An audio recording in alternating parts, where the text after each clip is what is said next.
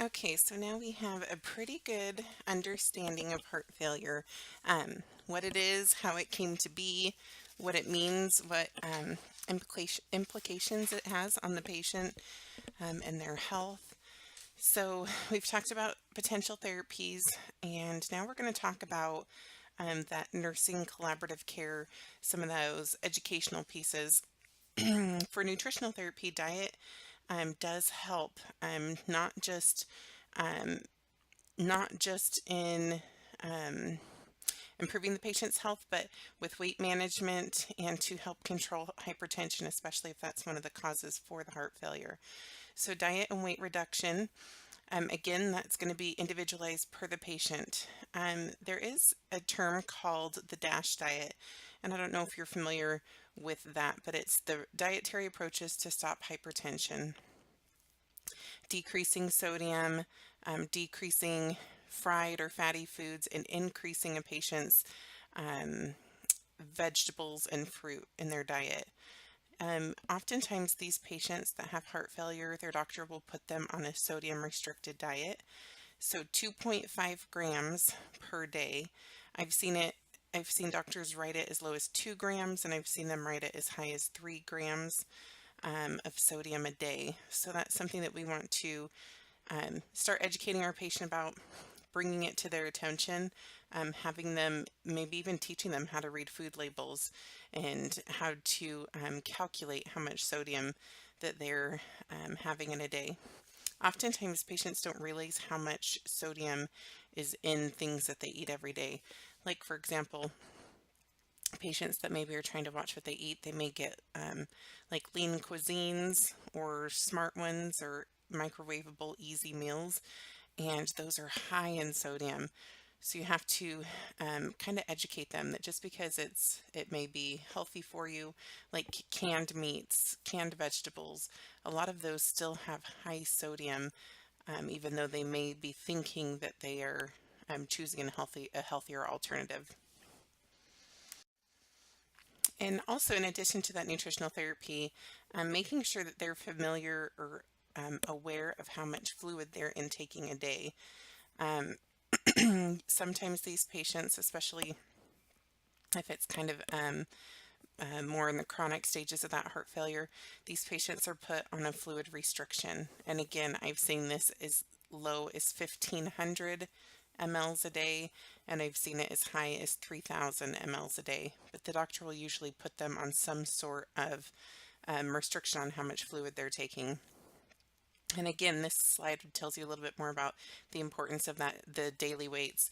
This isn't just something that's important in a hospital setting. This is important that patients and their families understand that they need to keep a log at home, that they should have a designated time of day, set routine, same time of day, same amount of clothes, same scale, and they should be weighing themselves every day. And then again, this slide gives you those, if they've gained 3 pounds over 2 days or up to 5 pounds in a week, they should be notifying their healthcare provider.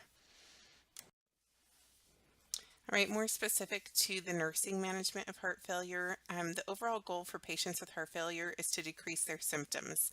And so part of the nurse's role is to assess their patient, right? The first step in the nursing process.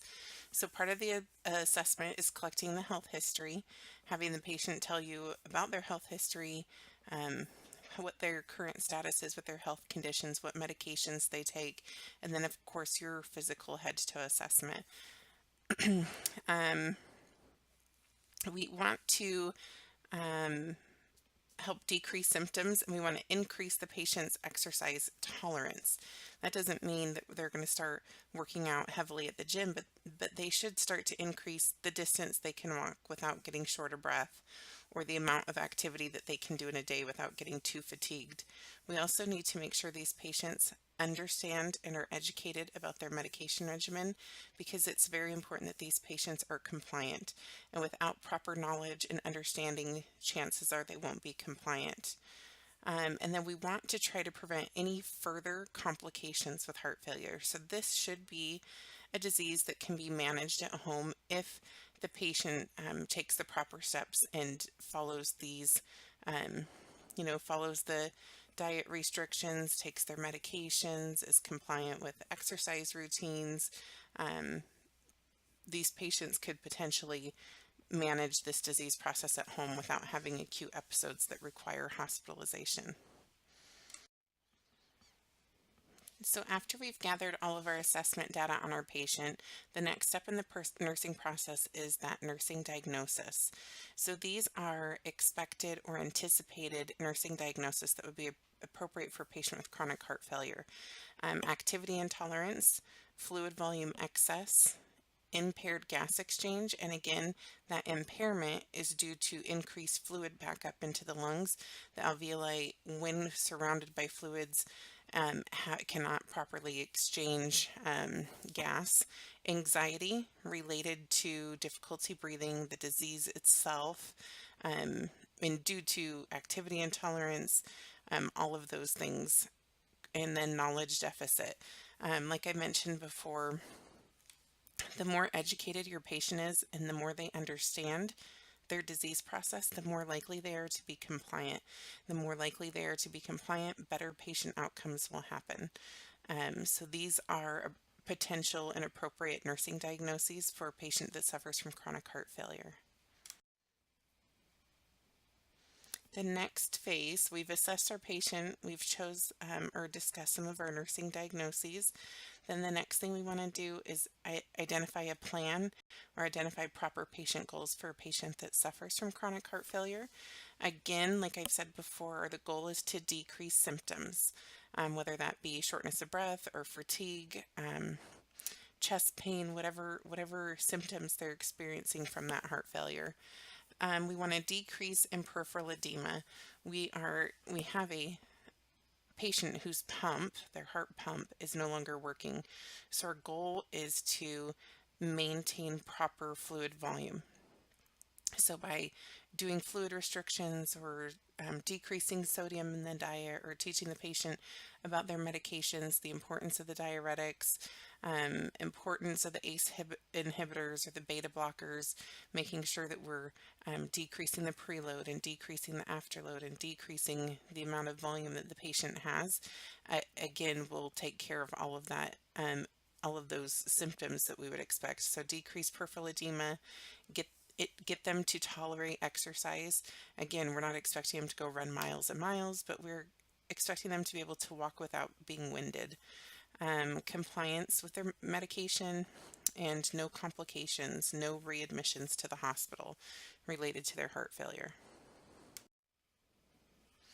So we have assessed, we have diagnosed, we have planned. Now to implement or to initiate some of those health promotion focuses. So treatment of control of underlying heart disease is the key to preventing heart failure and episodes of acute exacerbations. Also early detection of worsening heart failure. The way to do that is just to make sure that the patient's compliant with doctor's appointments. Physicians will be they will need to be seeing their physician regularly, frequent assessments in the doctor's office, discussing their medications, drawing lab work, and then these patients may be going for a heart catheterization every couple of years so that the doctor can get an inside look at the function of their heart.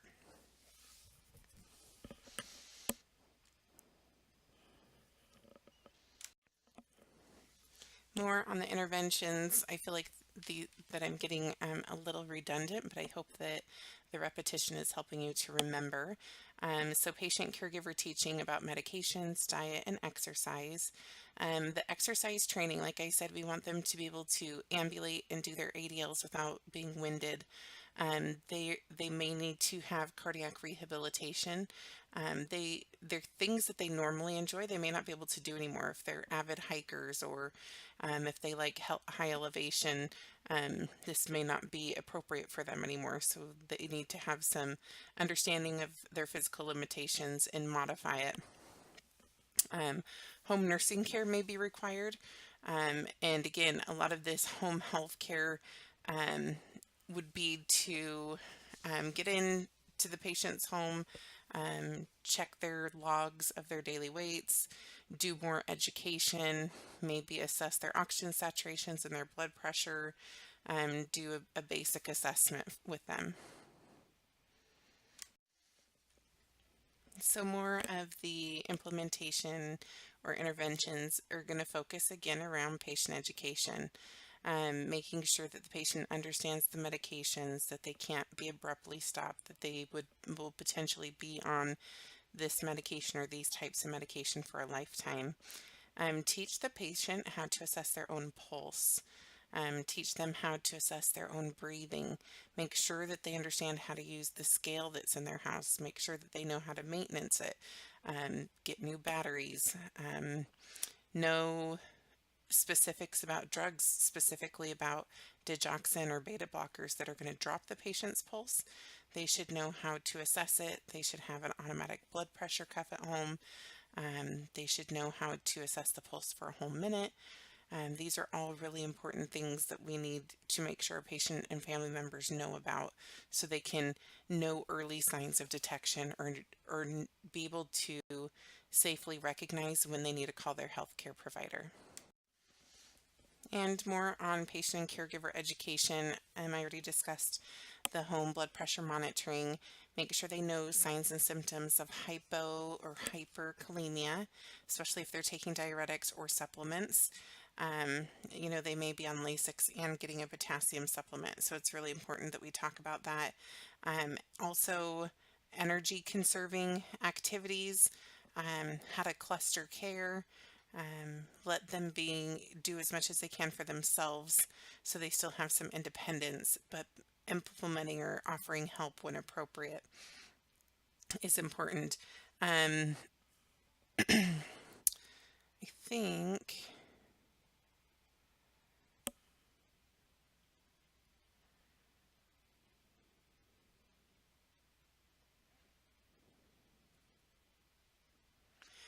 maybe I should talk a little bit more about the hypo or hyperkalemia. Um, Again, if your potassium drops too low, and I think we know this, like if you get too dehydrated, or if you've exercised a lot and you've depleted a lot of your electrolytes, you can get cramps, leg cramps. These patients may feel it in their extremities, but they may feel palpitations in their heart as well. So making sure that we tell them, and if their levels get too high, they can also get headaches. They may even have some diarrhea, upset stomach if their potassium levels get too high.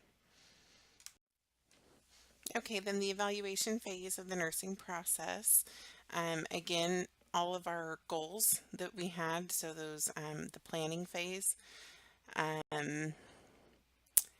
we're going to reassess those. So we want to assess our respiratory status, our fluid balance, patient's exercise tolerance, whether or not they have control of any anxieties that they may have about the diagnosis or disease, and then reassess their learning or their knowledge of the disease process. I think that that's all that I'm going to cover for heart failure. If you guys have any questions, like I said, listen to the PowerPoints, do your reading, and then come to class prepared with questions. So hopefully we can have a good discussion and answer any questions you might still have.